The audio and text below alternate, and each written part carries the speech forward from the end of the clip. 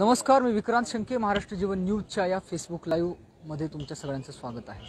मी आहे आता लातूर जिल्ह्यातील माता रमाई आंबेडकर जिल्हा स्त्री रुग्णालय या ठिकाणी ऑल इंडिया मजलिस इत्तेहादुल मुस्लिमीन या राजकीय पक्षाच्या वतीने या ठिकाणी येणाऱ्या महिलांना त्यांच्या संमतीविना कॉपर्टी म्हणजेच तांबे बसवत असल्याच्या संदर्भामध्ये तक्रार घेऊन त्यांनी वैद्यकीय अधीक्षकांसोबत बातचीत केली आहे.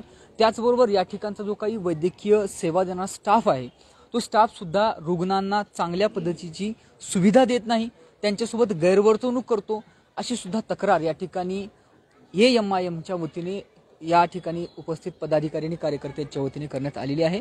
आपल्यासोबत AMIMचे कार्यकर्ते उपस्थित आहेत. AMIMचे जिल्हाध्यक्ष ॲडव्होकेट मोहम्मद अली सर आपल्यासोबत आहेत. तर सर, तुम्ही हे निवेदन दिलेलं आहे. सगळ्यात महत्त्वाचा प्रश्न या ठिकाणी हा आहे की स्त्री रुग्णाच्या संमती विना त्यांना कॉपर्टी बसवली चालली आणि जर तुम्ही ते बसवलं नाही तर तुम्हाला नेक्स्ट टाइम सिझरला येऊ दिलं जाणार नाही किंवा तुम्हाला इथल्या वैद्यकीय सुविधांपासून वंचित केलं जाईल, ऐसा यहाँ पे बताया जा रहा है. तो क्या कहेंगे, जबरदस्ती जो चीज़ की जा रही है इस बात पर? ऐसी शिकायतें हमारे ऑफिस पर बहुत दिनों से आ रही थी जी. तो हमने सबसे पहले जो पीड़ित महिलाएं थी उनसे बात की. पीड़ित महिलाओं से बात करने के बाद हमने एक निवेदन लेकर सुप्रिटेंडेंट डॉक्टर बड़े साहब से आज मुलाकात की. उनको ये सारी चीज़ें बताई कि आपके हॉस्पिटल में जो चीज़ ऑप्शनल है उसको कंपलसरी की तरह वहाँ पर बैठाया जा रहा है, ये हमने उनको बताया. तो उन्होंने कहा कि नहीं, ये रजिस्टर दिखाया और कहा कि ये ऑप्शनल है. हमारे पास 350 डिलीवरी हो गई जिसमें से हम 52 लोगों को बैठाए हैं, उनके मर्जी के खिलाफ नहीं बैठाए. तो हमने पीड़ित पेशेंट्स को उनके सामने पेश किया, उनको ये बताया कि ये सिर्फ आपके रजिस्टर के ऊपर की बातें हैं कि ये ऑप्शनल है. लेकिन अगर वहाँ पर अगर कोई पेशेंट ये नहीं बिठाने की अगर असहमति जता रहा है तो आपके स्टाफ की तरफ से उसको अपमानित किया जा रहा है, उसके साथ रूड बिहेव किया जा रहा है. ये हमने उनको बताया और जो डॉक्टर ने रूड बिहेव किया हमने उसको आइडेंटिफाई कराया उस पेशेंट के जरिए. तो उन्होंने हमसे वादा किया कि जिसने रूड बिहेव किया है, अपमानित किया है, उसको हम शो कॉज नोटिस देंगे और उसके बाद उसके ऊपर कार्रवाई करेंगे. उन्होंने हमको आश्वासन दिया, डॉक्टर बड़े साहब ने. हमने आज उनसे निवेदन किया कि फैमिली प्लानिंग की सारी चीज़ें ये ऐच्छिक हैं, ऑप्शनल है, ये कंपलसरी नहीं है. अगर कंपलसरी है तो आप हमको बताइए. हमने उनसे सवाल किया तो उन्होंने कहा कि कंपलसरी कोई चीज़ नहीं है, सारी चीज़ें ऑप्शनल है. हमने उनसे मांग की कि हॉस्पिटल में एक बैनर लगाइए जिसमें ये बताइए कि फैमिली प्लानिंग की सारी चीज़ें ये ऑप्शनल हैं, ये पेशेंट के मर्जी के खिलाफ नहीं बिठाई जाएंगी. आपको क्या लगता है कि इस मसले पे मतलब उन लोगों का इंटरेस्ट क्या है, वो क्यों जबरदस्ती बिठा रहे हैं? दरअसल इस हॉस्पिटल अधिकारियों का इंटरेस्ट क्या है? दरअसल इस हॉस्पिटल में सबसे ज़्यादा गरीब आते हैं जी. चाहे वो दलित समाज से हो, मुसलमान हो, आदिवासी हो, कोई भी हो. गरीब लोग यहाँ पर, क्योंकि वो अफोर्ड नहीं कर पाते बाहर, वो यहाँ पर आते हैं. गरीब की कोई यहाँ पर कीमत नहीं, मुझे ऐसा इनके बिहेवियर से लगा स्टाफ के. हमने उनको ये तंबी किया है कि अगर आप दोबारा अगर पेशेंट के साथ कोई मिसबिहेव करेगा तो मजलिस इत्तेहादुल मुस्लिमीन AMIM पार्टी तुम्हारा विरोध करेगी. हमने उनको ये बताया है. और पेशेंट के साथ जो रूड बिहेव किया जा रहा है ये हकीकत है. डॉक्टर ने उस आइडेंटिफाइड डॉक्टर के ऊपर कार्रवाई करने की हमको आश्वासन भी दिया है.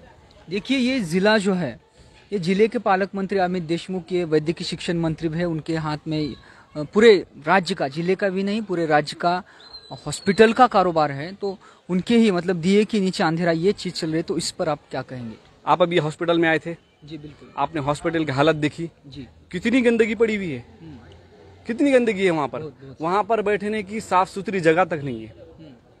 कुत्ते बैठे हुए हैं अंदर, टूटे फूटे शीशे हैं, आप देख सकते हैं, गंदगी है.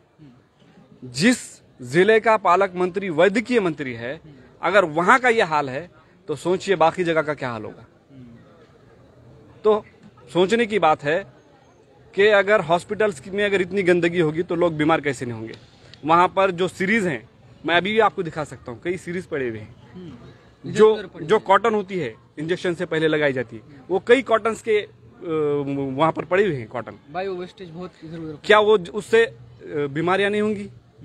मान लीजिए कोई HIV पेशेंट है, इंजेक्शन देते वक्त में उसको लगाया गया हो या इंजेक्शन देने के बाद यहाँ पर वो कॉटन लगाई हो और वो नीचे गिर गई हो, क्या उससे जम्स नहीं फैलेंगे? तो ये सारी चीज़ें हैं.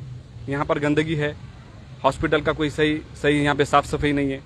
जब पत्रकारों को साथ लेकर आप बड़े साहब जो है यहाँ के अधीक्षक उनके साथ निगोशिएट करने के लिए गए थे, तब वहाँ पे एक नई चीज पता चली कि यहाँ पे हम जो पढ़ते हैं माता रमाई अम्बेडकर, ये नाम दिया हुआ है जो सिर्फ इमारत के सामने है, पर अभी गवर्नमेंट से नोटिफिकेशन नहीं आया है, ऑफिशियली वो ये नाम यूज नहीं कर रहे। हालांकि दलित समाज के बहुत सारे संगठनों ने इस नाम के लिए बड़ा संघर्ष किया है, तो इस पर आप क्या कहेंगे? कागजात पर ये नाम नहीं। जिन लीडर्स ने अब ये बताया था कि ये माता रमाई अम्बेडकर स्त्री रुग्णालय को नाम देने के लिए उन्होंने कोशिश की, उनका तो काम पूरा हो गया, अब मिल गया। अब वो डॉक्यूमेंट्स पे आए नहीं आए उनको उससे लेना देना नहीं है ना। जो करना था उनको जो नाम मिल गया। हकीकत में वहाँ पर अभी भी डॉक्यूमेंट्स के ऊपर सिर्फ स्त्री रुग्णालय है, माता रमाई अम्बेडकर नाम नहीं है। हमारे साथ और कुछ कार्यकर्ता है, उनके लिए मेरा ये सवाल है कि अभी ये जो प्रॉपर्टी का इश्यू है, इसके पहले भी ये इश्यू रेज हुआ है, बहुत सारे संगठनों ने इसके ऊपर निवेदन दिया है, पर ये चीज थमने का नाम नहीं ले रही। अभी आपने वैद्यकीय अधीक्षक से निगोशिएट किया, उनसे बात की है, अगर इसके बाद भी ये चीज चलती रहती है तो एमआईएम की तरफ से आपकी क्या भूमिका होगी? इंशाल्लाह अभी तो हमने निवेदन दिया हुआ है, लेकिन अगर ये चीज नहीं रुकती तो एमआईएम जो है पूरे ताकत के साथ जो है यहाँ पे धरने आंदोलन होगा और इसके ऊपर जो है हुकूमत को फैसला लेना पड़ेगा संवैधानिक तरीके से। जो बिल्कुल जो भी संविधान डॉक्टर बाबा साहब अम्बेडकर ने जो संविधान लिखा हुआ है उसके तौर हम चलेंगे। लेकिन हम पहले से इनको लेटर दिए, बताए, प्रॉब्लम बताए। कुछ लेडीज हमारे साथ आए थे, कुछ तो ऐसे भी लेडीज हैं जिनका बहुत मुश्किल में है, लेकिन 20,000 रुपये किट को काटने के लिए लग रहे हैं। लेकिन वैसे लोगों को अगर ये तकलीफ दे रहे हैं तो गलत मर्जी के बिना लगा रहे हैं और बाद में निकालने का खर्चा। और अभी हम पूछे तो वो बोल रहे हैं कि नहीं, ये जिसको लगाना है उन्हें लगा सकते हैं, लेकिन अभी कोई सवाल का जवाब नहीं दे रहा। तो अभी हमको जो है यहाँ के अध्यक्ष साहब ने बताया कि जिसने ये कहा है उसके ऊपर हम कड़ी कार्रवाई करेंगे और एक नोटिस लिखा जाएंगे कि जिसको लगाना है वो लगा सकता है, जिसको नहीं लगाना है ये नहीं लगा सकता है।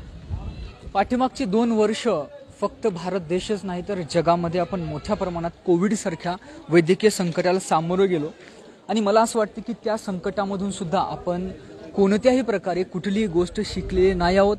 या ठिकाणी एमआयएमच्या जिल्हाध्यक्षांनी आरोप केला त्या पद्धतीनं हा जिल्हा राज्याचे वैद्यकीय मंत्री अमित देशमुख यांचा हा जिल्हा आहे आणि यांचा जिल्हा असताना सुद्धा या ठिकाणी माता रमाई अम्बेडकर स्त्री रुग्णालय असेल किंवा जिल्हा विलासराव देशमुख शासकीय वैद्यकीय विज्ञान महाविद्यालय असेल, ज्याला आपण सिव्हिल हॉस्पिटल जनसामान्यांच्या भाषेत म्हणतो, अशा या सगळ्या शासकीय रुग्णालयांची अवस्था पाहण्यासारखी आहे। तर या सगळ्या गोष्टींवर वैद्यकीय शिक्षण मंत्री लक्ष घालतील आणि जनतेला या त्रासातून मुक्त करतील अशी अपेक्षा आणि अशी प्रांजळ भावना लोकांमधून व्यक्त होत आहे। आणि या गोष्टी इथं जर थांबल्या नाहीत तर आम्ही संवैधानिक मार्गाने आंदोलनाचा पवित्रा घेऊ आणि अधिकाधिक ज्या गोष्टी आम्हाला न्याय मिळण्यासाठी शक्य असतील त्या सगळ्या गोष्टी आम्ही शक्य करू, असं प्रतिपादन या ठिकाणी आमच्या जिल्हाध्यक्षांनी केलं आहे।